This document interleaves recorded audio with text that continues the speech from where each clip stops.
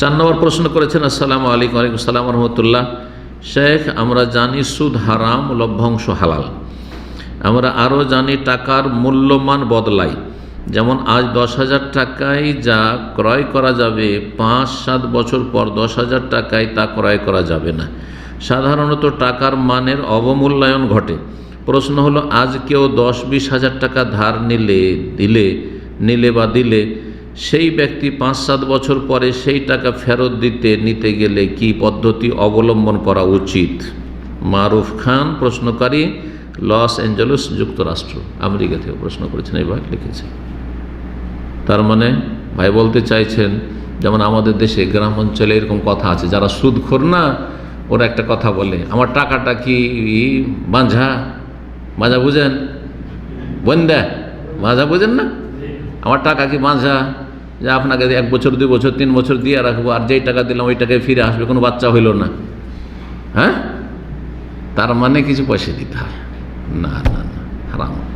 আপনি যদি কাউকে বিশ্বস্ত মনে করেন আর মনে করেন আল্লাহ সন্তুষ্টির জন্য কার্যে হাসানা মানে উপকার করব, তাহলে যতটা দেবেন ততটা নিতে পারবেন।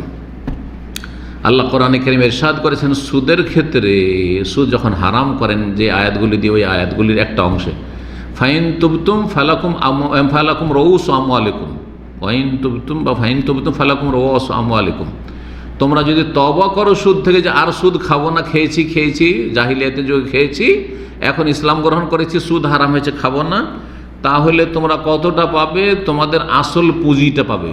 রউস আমওয়াল মানে হচ্ছে আসল পুঁজি পাবে। 1 লাখ দিয়েছো 1 লাখ পাবে, 5,000 দিয়েছো 5,000 পাবে, একটা পয়সা বেশি পাবে না। সেটা যতই সময় বিলম্বে হোক না কেন, যতই দেরি করে হোক না কেন, আপনি সময়ের এগেনস্টে এত সময় ধরে টাকাটা রাখলেন, আর আপনি 5,000 টাকা ঘুরিয়ে দেবেন। আমি যদি ব্যাংকে রাখতাম তো আমার 5 বছরে ডবল হইতো, বলা যাবে? সুদ হারাম।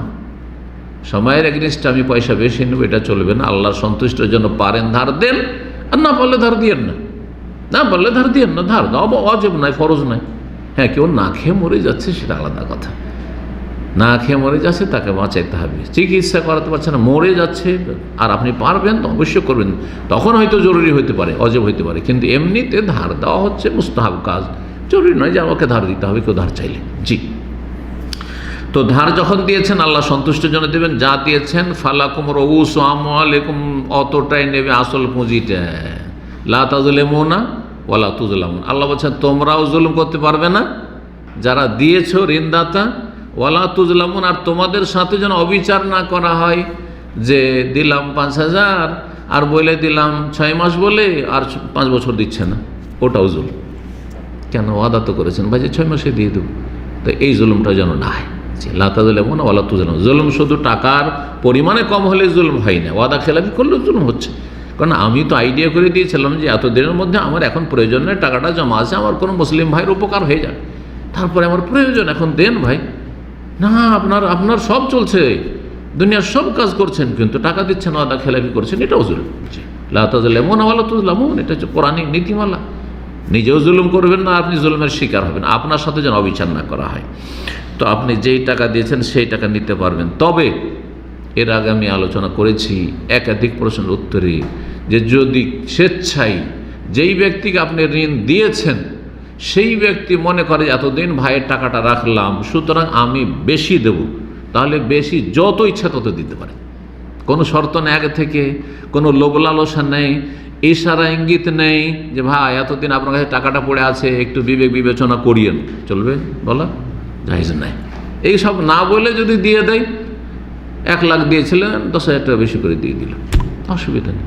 20,000 50,000 বেশি দিয়ে দিল, ভাই আমার অনেক উপকার হয়েছে, আপনার 1 লাখ দিয়ে আপনাকে দিয়ে দিলাম, জান নেন, জায়েজ। ফাকাযানি ওয়া যাদানি, জাবের রাদিয়াল্লাহু বলছেন নবী সাল্লাল্লাহু আলাইহি ওয়াসাল্লাম আমাকে ঋণ পরিশোধ করলেন আর বেশি করে দিলেন। নবী সাল্লাল্লাহু আলাইহি ওয়াসাল্লাম আমল দ্বারা প্রমাণিত, আর নবী সাল্লাল্লাহু আলাইহি ওয়াসাল্লামের কওলি বাচনিক হাদিস দ্বারা প্রমাণিত। ইন্না আহসানাকুম কাযান, তোমাদের মধ্যে সবচেয়ে ভালো মানুষ কারা? যারা ঋণ পরিশোধের সময় বেশি ভালোভাবে পরিশোধ করে। বেশি ভালো হচ্ছে বিভিন্ন দিক থেকে, একটা দিক হচ্ছে পরিমাণের দিক থেকে, আমি বেশি দিলাম, আপনার 5,000 টাকা আমি ভোগ করেছি, আর এটা আমার কাজ দিয়েছে দুর্দিনের সময়, আপনাকে আমি 7,000 দিলাম, অসুবিধা কি? আমি তো আপনার সাথে চুক্তি করিনি, আর আপনিও চুক্তি করেননি। আল্লাহ সন্তুষ্টির জন্য আমিও মুসলিম ভাইয়ের উপকার করলাম, সে আমার উপকার করেছে। আর একটা হচ্ছে জামিন নিয়েছি 1 মাস বলে 10 দিনে দিয়ে দিলাম, 20 দিনে দিয়ে দিলাম। হ্যাঁ, আমার কাছে চাইতে যেতে হলো না, আমার বাড়িতে যেতে হলো না, আমি তার বাড়িতে নিয়ে তার বাড়িতে দিয়ে আসলাম তার পয়সা। এগুলো হচ্ছে ভালোভাবে ঋণ পরিশোধ করা। কিন্তু আজকাল যাদেরকে ঋণ দেয় ও চেয়েও পাওয়া যায় না, ওর বাড়িতে গিয়েও পাওয়া যায় না, ওয়াদা মোতাবেক তো পাওয়াই যায় না। ওয়াদা যদি করতে চান, আমি দেখেছি বেশ কিছু লোককে, আর জানিও ভাই কত দিনে দেবেন এইটাও জিজ্ঞাসা করবেন আপনি, এইটাও জিজ্ঞাসা করবেন কতদিনে দিতে হবে। অথচ আল্লাহ বলছেন দাইনের ঋণের যে আয়াত রয়েছে সবচেয়ে লম্বা আয়াত কোরআনে কারীমের সূরা বাকারার শেষ দিকে, তাতে বলে এলা আজালিন মুসাম্মা, সময় নির্ধারণ করো।